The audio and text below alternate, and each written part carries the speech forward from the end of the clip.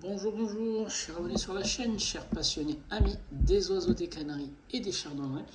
Encore une nouvelle vidéo sur Canaries du 28 et aujourd'hui nous allons mettre un peu de lumière sur un site qui est très fiable. Donc j'en ai déjà parlé il y a 2 ans et puis j'en reparle aujourd'hui à cause en fait des questions posées par certains débutants qui ne connaissent pas d'éleveurs confirmés ou qui ne savent toujours pas en fait où est-ce qu'ils peuvent se procurer des chardonnerets mutants en France ou en Belgique, les amis. Donc ce site-là, qui s'appelle Cardinal Rouge. Donc moi à l'époque j'avais connu l'ancien site. Là, je viens de me rendre compte que la plateforme elle est toute nouvelle. Donc c'était pas celle-ci que j'avais utilisée en 2019. Donc sur ce site-là, moi j'avais fait la connaissance du manager, donc Peter, qui est à Diesel. Donc ils ont un magasin à Diesel en Belgique. J'ai connu aussi son papa Benny, qui était à l'époque celui qui m'avait livré. J'avais acheté un chardonneret brun pastel de très très belle qualité. À l'époque, les bruns pastels ils coûtaient 700 €, donc je l'avais payé 700 €. Et j'avais aussi acheté en fait un verdier d'Europe en mutation Agathe et un autre en mutation Isabelle. Donc ça, c'était en janvier ou février 2019. Et donc depuis, je remarque en fait que la plateforme n'est plus la même. En fait, c'est un nouveau site. Je ne sais pas, il date de quand. Mais le fonctionnement, je pense que c'est toujours le même. Il y a toujours les mêmes personnes derrière, donc Peter et ses équipes. D'ailleurs, Peter, c'était un éleveur et aussi c'est un sélectionneur. Donc lui, il va rendre visite à des éleveurs. Il y a aussi des grands éleveurs. Et il va sélectionner en fait son arrivage. Donc à savoir qu'il a aussi l'homologation, le certificat en fait vente et transit, donc il peut vendre des espèces sauvages parce qu'il est capacitaire. Il a un certificat de capacité particulier pour le commerce aussi. D'accord. Donc sur ce site-là, qu'est-ce qu'on peut trouver? Donc ça, c'est un site qui pourrait intéresser soit des gens qui ne savent pas où se procurer des oiseaux en général, mutants ou classiques. Mais attention, le classique, vous prenez votre responsabilité. Quand vous achetez des oiseaux classiques sur le site, on va voir comment c'est fait, le site comment il est fait. Mais vous confirmez que vous êtes conscient qu'il faut un certificat de capacité, une autorisation d'ouverture d'établissement, qu'il faut le déclarer auprès de votre DDP, etc. etc. Donc le site n'est pas responsable de la démarche administrative côté acheteur, quoi. D'accord. Donc il se présente comment ce site-là? En fait, il se présente sous cette forme-là. Donc pour ceux qui vont l'utiliser pour la première fois, il faut s'identifier ou créer un compte. Et puis vous avez un panier. Et donc à gauche, là ici, en fait, vous avez des menus déroulants avec les espèces d'oiseaux, donc les indigènes. Donc ce que j'aime bien sur ce site-là, c'est qu'il est très complet. Il ne vise pas que les indigènes, il peut viser aussi les oiseaux exotiques, les canaris, les becs crochus, des fois même des perroquets à élever à la main. Donc comme on peut voir ici, je ne sais pas si on a... Non. Donc là, il n'y a pas d'oiseaux élevés à la main, mais voilà, vous voyez très bien en fait qu'il vise un large panel d'oiseaux asiatiques, africains, européens, la faune européenne, etc., etc. Il y a aussi en fait l'alimentation, donc il est très très complet. À l'époque, pendant le Covid, c'était le seul site qui pouvait en fait me procurer les graines parce qu'il y avait des gros stocks chez lui. Donc pendant le Covid en 2020, en fait, j'utilisais beaucoup le site pour le liessens et le Manitoba. Donc les graines indigènes, vous pouvez voir, il y a les graines germées. Voilà, le Manitoba, il travaille beaucoup avec les grosses marques telles que Manitoba, le mélange de Henri Liessens, voilà, il est là, le Henri Liessens, etc. Donc l'alimentation, donc tout ce qui est hygiène, tout ce qui est, voilà, les vitamines, les compléments alimentaires, donc la gamme Coutel, la gamme Aves, la gamme Kiko, etc., etc. Les accessoires aussi, les cages d'élevage. Donc pour ceux qui ont du mal à trouver des cages d'élevage, la marque Kova, Cortina ou autres, vous les avez disponibles sur le site, donc soit en 120, soit en 90. Et pour ceux qui me demandent par rapport à ma configuration, en fait ma configuration c'est la 120. 120, deux cages de 120 collées ensemble avec les modules de jonction qui feront en fait des volières de 2,40. Mais vous pouvez faire la même configuration avec des petites cases de 90. fait, du moment où c'est ce modèle-là de cage, les nouvelles générations de Cova, vous pouvez rallonger les cages comme vous voulez pour faire des batteries ou pour faire en fait des volières. Et puis vous avez des produits d'hygiène, etc., etc. Donc l'idée aujourd'hui de la vidéo, c'est pas de parler de l'alimentation ou quoi que ce soit, c'est juste un petit passage, c'est surtout parler en fait des oiseaux sur ce site-là. Donc ce site-là, en fait, il propose plusieurs gammes d'oiseaux et plusieurs espèces d'oiseaux. Si on prend par exemple ce qui nous intéresse dans cette chaîne-là, en fait, ce sont les chardonnerets. Là, je vais sur Chardonneret. Et donc, sur Chardonneret, j'ai eu des questions hier et avant-hier, comme par hasard. Est-ce que les deux abonnés se connaissent ou pas? Mais bon, j'ai eu deux questions de suite et j'ai préféré en fait faire cette vidéo-là pour répondre justement aux questions qui ont été posées. Donc, ici, par exemple, il y a toute une panoplie de Chardonneret proposés sur ce site-là. Donc, on voit très bien qu'il y a un site qui est complet, avec plusieurs sujets. Donc des fois les sites que je connais, les sites belges, ils proposent en fait un arrivage de 10 chardonnerets. Là ici en fait c'est pas que l'arrivage, c'est aussi la reproduction. Ousmane, donc la famille c'est Ousmane de mémoire. Voilà, donc à l'époque il faisait la repro, je ne sais pas si c'est toujours le cas ou pas, mais à l'époque Peter il faisait aussi la repro de certains oiseaux.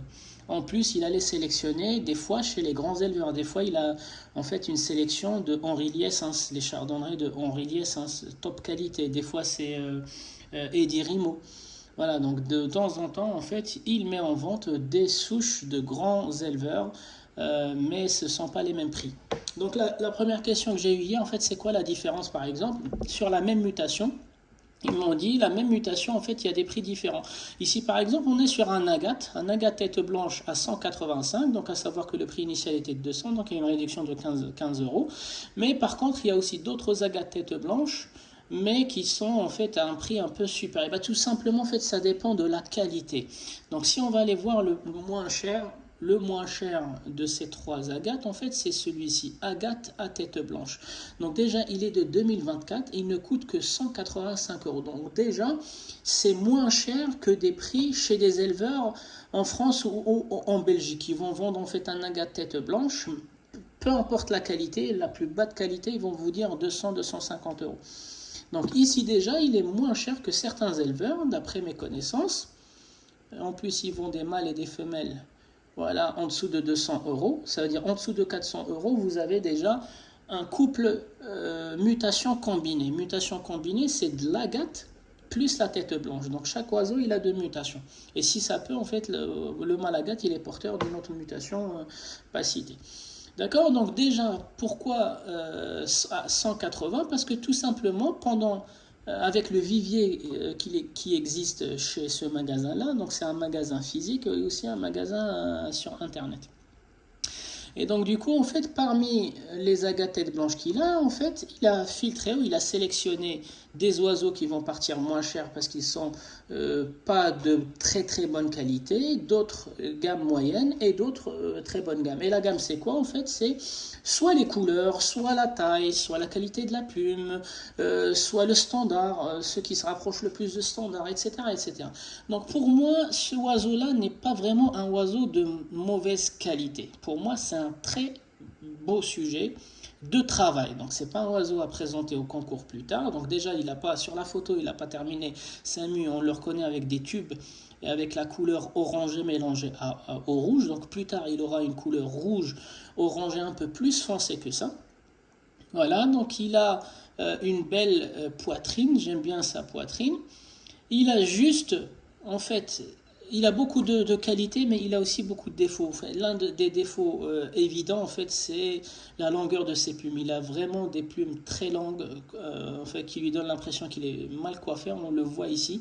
Donc, même si ce sont que des tubes, mais quand les tubes ils sont aussi longs comme ça, qui retombent sur les côtés, c'est que les prochaines plumes vont lui donner une grosse tête, mais mal coiffée aussi. Aussi, il a des pigments caroténoïdes beaucoup sur le ventre. Même pourquoi? Parce que c'est un tête blanche. Il a le double rouge derrière, ça c'est normal. Mais voilà, donc pour moi, ça, en fait, c'est une très belle affaire. 185 euros, pour moi, je ne vois pas un oiseau de mauvaise qualité. Donc peut-être que la photo a été prise à l'époque de l'abus, mais pour moi, c'est une très très belle promotion. 185 euros pour avoir un très beau oiseau. Je vais juste regarder S'il y a d'autres photos, oui. Donc il est un peu mal coiffé, c'est ce que je disais en fait. Il a des grosses plumes. Donc les grosses plumes, moi j'en ai aussi dans mon élevage. En fait, à force de sélectionner des gros mâles et des grosses femelles, on tombe dans ce piège-là où on va générer des jeunes en fait qui vont avoir des longues plumes. Et quand les oiseaux ils ont des longues plumes, ils apparaissent vraiment gros. Certains ils appellent ça XL, d'autres XXL, mais c'est pas vraiment une notion parce que l'unité internationale pour mesurer une chose ou un objet, c'est vraiment les centimètres. Il faut parler de centimètres ou des pouces système américain. Donc XL, XXL, ça donne vraiment aucune idée de combien de centimètres il fait. Donc c'est vrai, quand on fait des gros mâles sur des grosses femelles, on tombe sur des gros jeunes, mais par contre, qu'ils ont des défauts, beaucoup de défauts de plumes qui vont faire apparaître les coups de vent. Les coups de vent, c'est quoi en fait? C'est voilà, de l'air qui va passer en dessous et il va décoller en fait ces plumes-là. Alors que ce qu'on cherche sur un perchoir, en termes d'aspect, de prestance de l'oiseau, etc., en fait, c'est vraiment un plumage lisse qui épouse le corps et qui ressort en fait s'il y a des défauts de corps, la forme de corps. Alors que là, en fait, quand il a des plumes, je vais pas dire ébouriffées, mais avec beaucoup de coups de vent en dessous, ça déforme un peu en fait le corps. On voit pas, ça précise pas la forme du corps. Ici, on voit très bien que les couvertures ne sont pas orientées de la même façon que les rémiges. Donc, en fait, là, on voit aussi qu'il est mal coiffé. En fait, les plumes ne vont pas dans le même sens, ça zigzague, etc. Donc, le seul défaut, il a aussi des défauts sur les linules, en fait, les taches blanches ici, etc. Donc, c'est pour ça que je vous dis, c'est pas un oiseau de concours, mais c'est un très très bon sujet de travail. J'aime bien sa tête, j'aime bien son bec. Et puis, en fait, il faudra travailler. Donc ça, c'est un sujet de travail qui coûte pas cher, 185 euros. Moi, je vous dis, je connais des éleveurs qui vendent en fait de la bas de gamme, plus bas que ça, à 200 ou 250 parce qu'en fait, c'est de la gatte et c'est de la tête blanche. Donc, c'est deux mutations. Donc ici, c'est vraiment une très bonne affaire, en fait, agate tête blanche. Et moi, je vous dis que le masque, il va pas rester orange comme ça, il deviendra rouge. En fait, la couleur rouge du masque de l'oiseau, elle va démarrer pendant la mue jaune. C'est la couleur du départ. Elle sera jaune, ensuite elle sera orange, et pour certains, elle va finir rouge. C'est comme une feuille d'arbre. Une feuille d'arbre, quand elle pousse, elle est vert très clair, donc l'équivalent c'est le jaune chez le masque. Après, quand elle est un peu mûre, elle est verte foncée, donc c'est le masque orange. C'est pour ça qu'il y a beaucoup de chardonnay dans l'élevage en captivité avec des masques orangés. Et puis la feuille de l'arbre, quand elle va beaucoup mûrir et avant de tomber, elle va devenir brune. En fait, cet aspect brun des feuilles mortes chez les arbres, en fait, c'est l'aspect rouge chez les masques des chardonnays. Donc quand vous voyez des chardonnays avec un aspect un peu orangé, c'est que les plumes en fait ou le masque n'est pas encore mûr. En fait, c'est les mêmes pigments de caroténoïdes qui vont travailler sur les feuilles, donc dans la végétation et sur le masque, mais je pense que ça mériterait un sujet un peu scientifique plus tard sur la chaîne. On reviendra sur la coloration et on fera en fait le lien avec les feuilles. D'accord. Donc ça c'est par exemple l'entrée de gamme. Donc en ce moment il y a en fait une qualité qui coûte d'agate tête blanche qui va coûter 185 euros mâle et femelle. Et donc pourquoi celui-ci il est légèrement plus cher, donc il est à 260, on va aller le voir. Et de toute façon la photo elle parle d'elle-même. Donc vous voyez très bien que l'oiseau il a une belle posture, que l'oiseau il a moins de zigzags sur les limites du masque, donc ça soit au-dessus ou en dessous, que le double rouge il n'est pas trop déconnant, parce que celui qu'on avait vu tout à l'heure, le double rouge en fait il était trop gros, trop complet, etc. Donc ça aussi c'est un sujet de travail, mais qui pourra faire aboutir, donc il y a du potentiel dans les deux oiseaux, mais le potentiel de celui-ci c'est qu'il pourra vous faire des bons sujets dès la première génération. Et donc le sujet d'avant, il pourra peut-être vous faire des bons sujets dès la première génération, mais probablement la deuxième, troisième génération.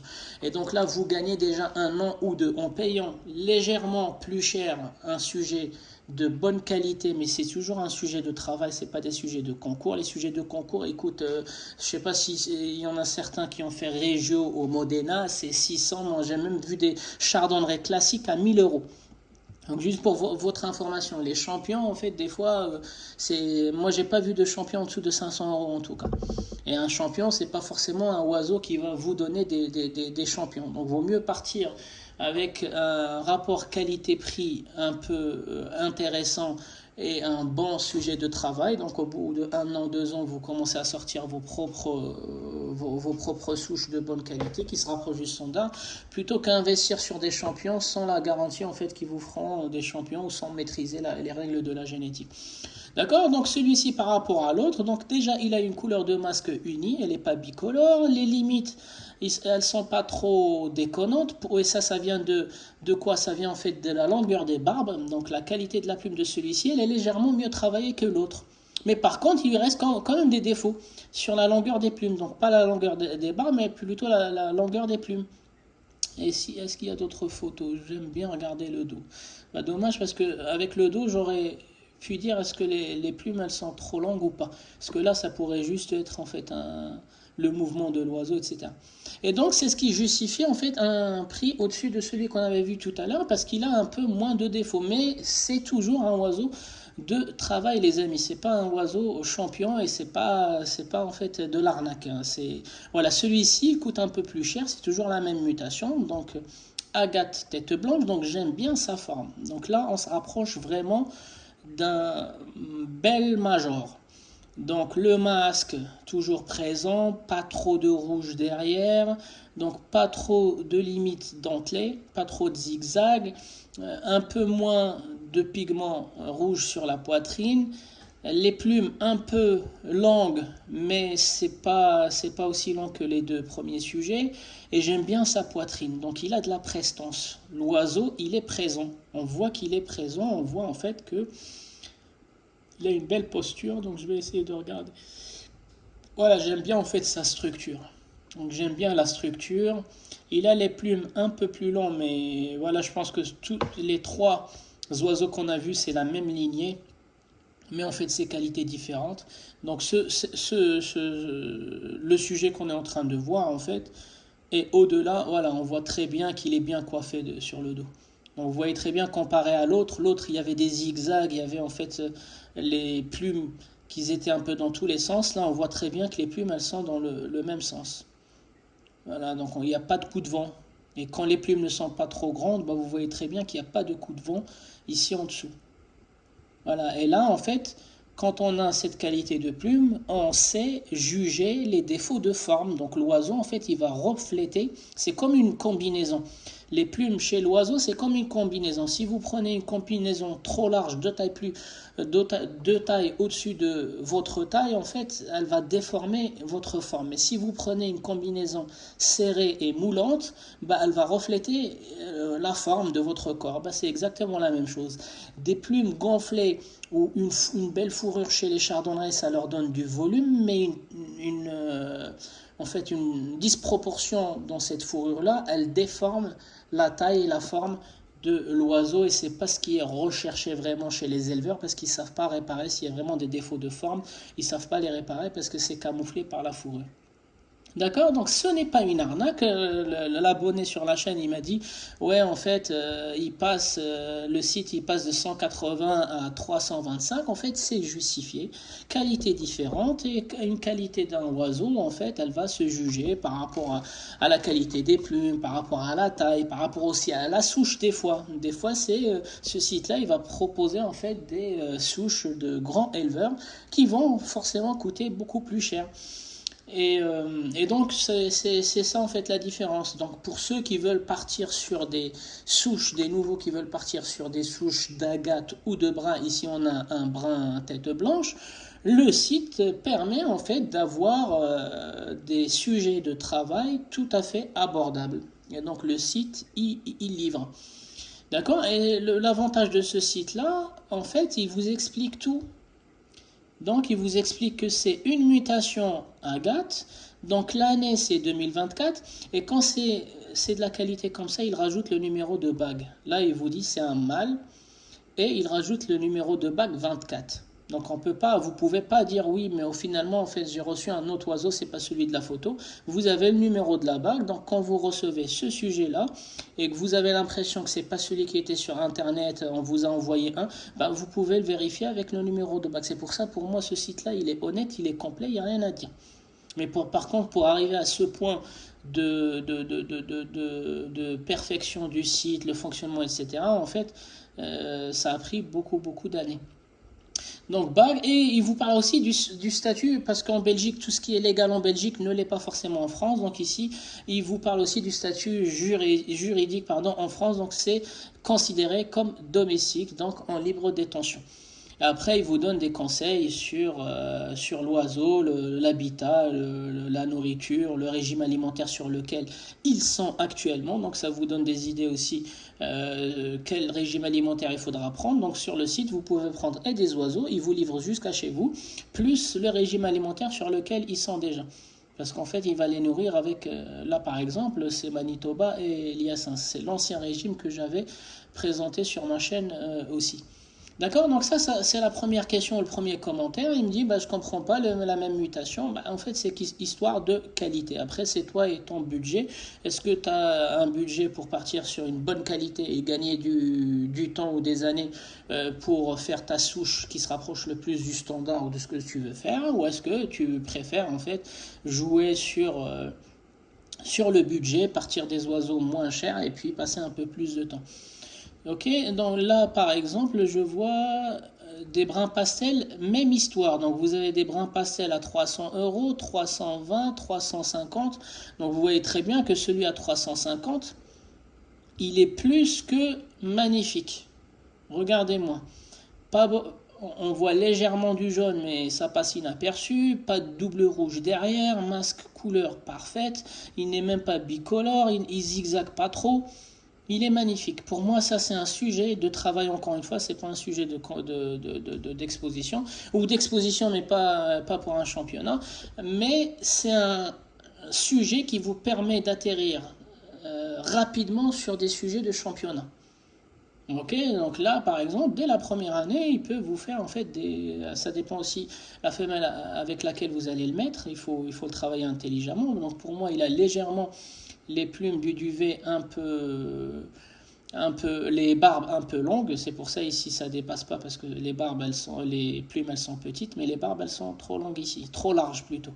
Voilà, la longueur des barbes elle donne la largeur de la plume. La longueur du rachis elle donne en fait la longueur de la plume. Voilà, donc c'est ce sujet-là en fait qui vous permet dès la première génération d'avoir la chance, beaucoup de jeunes de bonne qualité, bah, il coûte 350 euros. Mais un autre sujet, par exemple, ça c'est une femelle, j'aimerais bien le comparer par rapport à un autre mâle. Ça aussi, le masque il est bicolore, même si le masque il est bon. Pour une femelle, elle est bien. Honnêtement, pour une femelle, moi je la trouve un très bon sujet, ça aussi.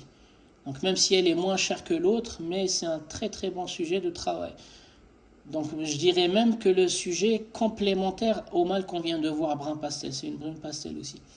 Voilà, donc moi, si par exemple je voulais démarrer une souche de brun pastel, on va regarder le troisième, c'est une femelle. Donc celle-ci, c'est une femelle. Voilà, donc moi, je sais déjà que cette femelle-là avec le mâle qu'on a vu tout à l'heure, ils sont frères et sœurs. Donc numéro 29, ah, non, c'est pas ce que je voulais faire. Numéro 29, numéro 38. Non, c'est un peu loin, mais ils sont issus, je pense qu'ils sont issus des mêmes parents parce que je vois les mêmes traits, les mêmes défauts. Voilà, donc ils sont porteurs de tête blanche, mais ils ont la chance de ne pas avoir de rouge derrière, mais les connaisseurs, ils voient en fait le jaune sur la poitrine. Ils ont la même qualité de plume. Je vois aussi qu'ils ont la même qualité de plume qui ressort en fait les mêmes reflets. Donc même chose, elle n'a pas de double rouge, mais elle a du jaune. Pour moi, ces deux jeunes-là, ils sont issus. Donc moi, je ne prendrai pas cette femelle. Pourquoi? Parce que le mâle, il a déjà un gros masque, il a déjà une belle couleur de masque et il a déjà une bonne tonalité de brun sur la poitrine. Donc ça sert à rien de lui prendre en fait une femelle qui a les mêmes défauts que lui et les mêmes qualités. Donc là, ce que j'aurais fait, c'est que j'aurais pris ces deux-là, ils sont au même niveau, donc c'est des très très belle qualité d'oiseau. Mais si je veux par exemple construire ma souche de brun pastel, je prendrai ce mâle-là avec cette femelle-là. Et j'aurai des meilleurs jeunes que si j'avais pris ce mâle-là et cette femelle-là. Donc ça, c'est de la génétique. D'accord? Pourquoi? Parce qu'ils sont complémentaires. Il a, regardez, des plumes qui sont trop larges, elle a des plumes nickel. Regardez, elle n'a pas de plumes qui dépassent sur le côté. Ici, légèrement si vous regardez sous les ailes. Donc, il a une bonne pigmentation de brun pastel sur la poitrine. Elle a aussi la même chose et ici, c'est le complément. Ici, le masque, il est trop gros et bien rouge, trop gros et bien rouge, et ici, moins rouge et moyennement gros. Donc, moi, si je voulais démarrer une nouvelle souche, j'aurais pris cette femelle-là et celle-ci. Tant pis, j'aurais raté celle-ci, mais en fait, je pense à mes jeunes avant de penser au sujet que je vais acheter. Donc, ce couple-là vous donne en fait du potentiel pour faire des... et c'est pareil, quand vous cliquez dessus, c'est bien précisé, si c'est domestique, pas domestique, etc. etc. D'accord? On va regarder encore deux autres exemples. L'autre question, il parlait en fait de l'ancestral, du classique. Là, ce mâle-là, par exemple, j'aime bien sa tête. Donc ça, c'est un mâle satiné. Alors, ce mâle-là qui est satiné, c'est un très bon sujet de travail qui va vous donner la partie haute, c'est-à-dire la tête. Une très très belle tête à garder dans sa souche. Alors, la surcroissance que vous voyez ici, ce n'est rien du tout. Ce n'est pas une déformation physique. C'est juste que, en fait, le milieu dans lequel il se trouve actuellement, la volière ou la cage, ne lui permet pas d'entretenir, en fait, son bec, parce qu'il n'y a pas de matériaux abrasifs à disposition. Aujourd'hui, souvent, les volières ou les cages, elles sont en plastique, en PVC, etc. Donc, ce qui permet pas, en fait, au bec et aux parties cornées, en fait, des pattes de rester à leur niveau. Ils vont en fait, pousser, quoi. C'est normal. Il a les plumes trop longues, donc on voit très bien les zigzags, vous voyez très bien le zigzag. Pour moi, il est trop pigmenté. Il a le double rouge derrière, il est très pigmenté. Et en plus, il a été coloré. Donc ça, c'est un oiseau, je vois tout de suite avec mon expérience que c'est un oiseau qui a été soumis à une coloration. Elle peut être chimique comme elle peut être naturelle, mais ce que je sais, c'est qu'il a pris beaucoup de bêta-carotène. Et je le vois comment? Je le vois en fait à cette couleur-là. Vous voyez très bien une couleur orangée sur les rémiges, une couleur orangée sur les couvertures. C'est souvent les couvertures et la poitrine qui vont faire ressortir les premiers pigments avant le masque. Avant que le masque fixe les pigments, c'est surtout les couvertures et les poitrines qui vont le fixer avant. Pourquoi? Parce qu'en fait, ça dépend de la vitesse de repousse en fait, des plumes. Les couvertures, elles doivent pousser avant les rémiges. Et c'est pareil, le torse, en fait, la poitrine, en fait, c'est un endroit stratégique du corps de l'oiseau. Donc la nature fait que les plumes du torse, elles vont pousser à une vitesse beaucoup plus élevée que ceux de la tête. La tête, en général, c'est à la fin de la mue. D'accord? Donc ça, c'est un très très beau sujet. La forme de la tête, elle est magnifique. La couleur du masque et la taille du masque, elle est bien mais à retravailler. Il ne faut pas tomber dans l'abus du volume et de l'intensité. Mais voilà, mais lui, il a été coloré, mais par contre, il a déjà un gène qui fixe bien la bêta-carotène. Donc ça, et là, maintenant, encore une fois, si je veux former ou construire une souche d'Isabelle satinée, vous voyez le mâle, je vois une femelle qui est magnifique. Elle est magnifique, cette femelle-là. Vous voyez, une femelle, elle a les plumes, le juste nécessaire, très très belle plume. En fait, ce que vous voyez ici, c'est rien du tout, c'est juste son mouvement avec la patte, elle a dû décoiffer les machins, mais vous voyez très bien que le reste, les plumes, elles sont brossées. Enfin, brossées, elles sont orientées de la même façon. Le masque, il n'est pas trop abusé, il est juste nécessaire. Et vous voyez surtout qu'elle n'a pas été colorée, ni chimiquement, ni naturellement. Regardez, la couleur des rémiges, elle doit être jaune éclat. Vous voyez la différence? Donc le mâle, il est décoiffé ici en dessous. Vous voyez très bien qu'il a des plumes qui sortent. La femelle, elle a des plumes entrantes. Elle a des plumes qui sont à l'intérieur en fait. Et la femelle, bon, on n'a pas vu cette photo-là. La femelle, elle a des plumes magnifiques. Ils sont ni trop courts ni trop grandes. Et ça lui donne en fait un aspect fuselé. Là, on peut pas se mentir. La qualité des plumes nous donne la qualité de la forme et la structure. Donc là, c'est transparent. Si elle avait trop de fourrure, ça aurait déformé un peu. On ne sait pas comment elle est. Est-ce qu'elle est vraiment XL? Est-ce qu'elle ne l'est pas? Est-ce que c'est juste les plumes qui jouent là-dessus? C'est comme quelqu'un qui porte une doudou. Donc pour moi, un couple parfait de travail, c'est ce mâle-là. Il a des qualités, il a des choses à corriger. Et cette femelle, elle est complémentaire. Voilà. D'accord? Et ils sont en fait autorisés. Donc maintenant, pour le classique, donc pour ceux qui veulent acheter du classique, donc faites attention, la législation française, elle est légèrement différente par rapport à ce qui se passe en Belgique. Donc en Belgique, les classiques porteurs ou les classiques baguettes, etc., ils sont autorisés à la vente. En France, ce n'est pas le cas. Donc ici, c'est précisé. Donc il vous dit bien une couleur classique. Le statut juridique en France, il est non domestique. Et donc le certificat de capacité animaux non domestiques est requis lors de l'achat, c'est-à-dire vous prenez votre propre responsabilité. Lui, il vous a donné les informations, mais il ne doit pas vérifier que vous avez un certificat de capacité. Parce que j'ai quelqu'un qui m'a sorti en fait un commentaire que j'ai effacé. Ben, l'idée, c'est pas de propager en fait la haine sur la chaîne, mais c'est pour ça que j'ai préféré faire cette vidéo avec la voix et avec des exemples concrets, on comprend mieux. En fait, le site, il a une autorisation pour vendre les classiques parce qu'il est en Belgique et la loi en Belgique, elle est différente. Si ce site-là était en France, il n'aurait pas le droit de vendre des classiques, mais il est en Belgique. Par contre, il prévient, il ne va pas se priver des clients belges, mais il prévient, c'est bien écrit, c'est bien en gras, en grosse police, etc. Donc on ne peut pas dire je me suis fait avoir, il faut lire.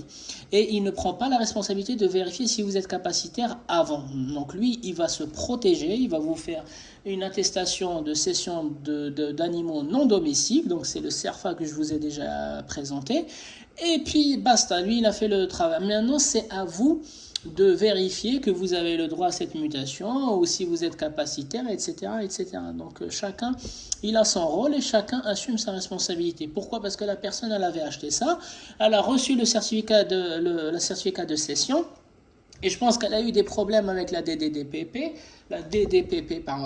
pardon, et elle a contacté le site pour lui dire tu m'as pas expliqué, machin. Mais tout est écrit en fait, il n'a pas besoin de vous expliquer parce que c'est pas un site qui est destiné qu'aux Français, c'est un site qui est destiné aux Belges, aux Français. Je sais pas s'il livre aussi au Luxembourg ou autre. Donc malheureusement pour nos amis marocains, algériens, tunisiens, en fait le site ne livre pas vu la législation européenne qui est beaucoup plus compliquée, etc. Et je pense que surtout la durée des voyages n'est pas du tout la même.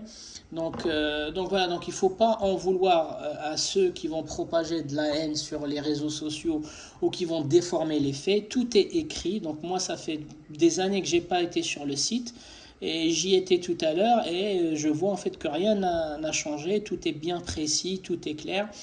Et tout est écrit ici, donc vous devez vérifier pour l'achat. Et certaines mutations ne sont pas toutes domestiques, donc c'est pour ça qu'il rajoute la couleur, elle peut être mutation ou classique, mais le statut juridique. Le statut juridique en France, des fois vous avez des mutations jaunes, des mutations panachées, des mutations tête blanche, des mutations opales, mais qui ne sont pas reconnues comme domestiques, comme phénotype domestique en France. Donc cela, vous devez avoir un certificat de capacité. Donc quand vous trouvez domestique ici, c'est que vous pouvez y aller, vous pouvez acheter. La loi le permet en France. Mais quand c'est non domestique, les amis, il faudra passer votre certificat de capacité et au cas où vous l'avez acheté, vous devez assumer et vous devez surtout pas en vouloir au site qui a fait ses preuves pendant plusieurs années. Les amis, je dis pas ça parce que je défends le site, moi je dis juste que ici en Europe, on a la chance, une énorme chance d'avoir ce site-là qui est très très complet. Vous voyez la qualité des oiseaux. Aussi, on retrouve le même phénomène sur des panachés qui vont coûter plus cher que d'autres parce que tout simplement, en fait, la panachure, c'est l'aspect. Voilà, donc vous avez des blancs à 520 €, vous avez des fasciatos à 400 et quelques. Donc moi je trouve que c'est une chance. Ce site-là, c'est vraiment une chance en Belgique et en France. Il y a même de l'élégant, ceux qui veulent faire le petit oiseau en mutation. Donc ça, c'est de l'élégant. Donc le madère, ou pour moi c'est du tchoussi. Voilà la forme nominale, donc le petit chardonnay, c'est pas le major, c'est le petit chardonnay en mutation. Donc ça c'est mutation jaune, ça c'est mutation agate. Donc pour ceux qui aiment vraiment les petits chardonnays, là c'est légal. La mutation à agate chez l'élégant, normalement elle doit avoir un statut domestique, voilà, statut domestique. Mais si je prends le même élégant mais en jaune, ça c'est non domestique en France. Donc non domestique. Donc si vous voulez, le site il est honnête. Moi je peux pas vous... je dis pas ça juste parce que je connais en fait les gérants ou les propriétaires du magasin ou quoi que ce soit. Je dis la vérité. Quand les choses vont bien, je le dis. Quand les choses vont mal, je vais partager mon avis avec toute subjectivité. Donc là on peut rien reprocher au site. Tout est détaillé, les informations. Plus vous pouvez appeler directement. Et ce que je trouve génial sur ce site-là, c'est toutes les espèces. Vous regardez les indigènes, les bouvreuils, des magnifiques mutations. Donc ça, le pivoine non domestique. Donc le pivoine, les amis, c'est pas un pivoine, je pensais que c'était un pivoine. Donc le ponceau, c'est comme le chardonnay. Donc le bouvreuil ponceau en mutation classique, vous voyez la mutation classique, elle est un peu plus foncée. Donc il a le dos gris vraiment très foncé. Il a la poitrine rouge très foncée avec des reflets un peu noirs. Et il a aussi les rémiges piano, noir piano. Donc ça c'est le classique. Et ça c'est le brun. Les gens ils me disent en fait le classique et le brun chez le ponceau en fait on arrive. Bah si regardez le dos il est un peu clair, la poitrine elle est un peu claire et si je mets celui-ci à côté de celui-ci, bah en fait vous allez voir que ça c'est du brun et ça c'est du brun. Donc on le voit pas bien parce que mais c'est pas du noir piano, ça vous paraît de loin du noir, mais c'est du brun, comme le chardonnay brun en fait. Le chardonnay brun de loin il va vous paraître noir, mais quand vous vous rapprochez, le plus intéressant c'est d'avoir vraiment les deux sujets dans la main et vous allez les comparer.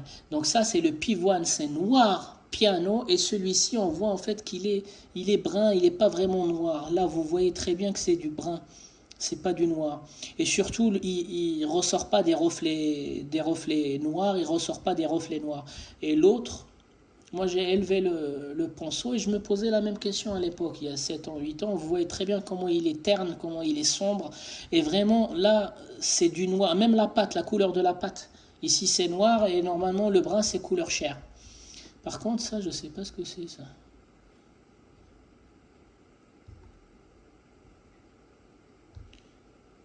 Mutation satinée, bah ça je ne connaissais pas. La mutation satinée chez le bouvreuil, ça je ne connais pas. C'est la première fois que je vois ça. Donc mâle classique porteur de satiné. Donc c'est celui-ci. Ceux qui vont acheter par exemple le mâle classique porteur de mutation, bah en fait il n'est pas domestique. Donc il vous faut le certificat de capacité. Le satiné, il n'a pas d'autres photos. Ah, ça m'intrigue la mutation satinée chez le bouvreuil, je ne connaissais pas. Elle a quoi comme statut là par exemple? Là par exemple en fait la photo elle vient de cet élevage là. Iginose Bird. Donc là il a été sélectionné des élevages pour... Donc mutation satinée, bague, statut juridique, puisqu'il s'agit d'une nouvelle mutation récente, ils n'ont pas encore été ajoutés. Voilà, donc qu'est-ce que vous voulez d'autre que ça les amis? Le site est honnête, il vous donne toutes les informations. Et après, c'est à vous de prendre une décision. Il vous explique clairement que c'est la mutation satinée, même si moi je ne connais pas cette mutation chez le bouvreuil. Pour moi, il n'existe pas de mutation satinée, mais bon, après, il faut faire confiance aussi. Il s'agit d'une nouvelle mutation, elle n'est pas répertoriée dans la liste des mutations autorisées ou domestiques chez le bouvreuil. Voilà, donc là, on a un exemple de mutation chez le bouvreuil, mais qui n'est pas encore domestique en France. Par contre, j'ai vu des belles... Ah, c'est magnifique. Alors le pastel en jaune, c'est magnifique. Là par exemple, il est en train de vendre mutation jaune pastel dilué. Donc un couple de jaune en pastel dilué. Ils sont magnifiques.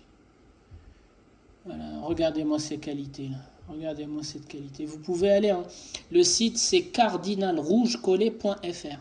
Mais à l'époque c'était pas ça, hein. À l'époque c'était Cardinal Rouge. Je pense que c'était belge. BE ou un truc comme ça. Magnifique couple. Magnifique.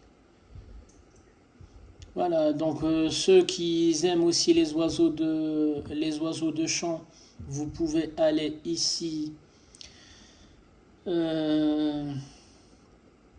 Africain par exemple, vous avez le Mozambique, vous avez le chanteur d'Afrique. Là, c'est les oiseaux alario, le serin alario. Il coûte pas cher, hein. Le couple 500 euros. Moi, je connais des éleveurs qui vendent alario à 800 balles le couple, hein. Alors, il faut voir aussi l'année, hein. Je ne connais pas l'année, mais juste pour vous dire, franchement, ce site-là, c'est un bon site. Voilà, donc vous voyez tout ce qu'ils proposent comme espèces, sous-espèces, les canaris. Alors oui, moi j'avais acheté, je ne me rappelle plus en quelle année, en 2018 ou 2017, ma souche de mosaïque, donc l'hypomosaïque rouge, qui était championne de France UOF. Bah, elle venait de chez lui, c'était une souche italienne, je ne sais pas si... Ouais, donc j'avais acheté des mosaïques, mais vraiment, ils étaient chers, hein, je les ai payés, je pense, 55 euros à l'époque. Ils venaient d'Italie, donc c'était une souche italienne. Bah, en fait, ils ont fait champion de France IOF. Pas eux, mais leur génération, en fait.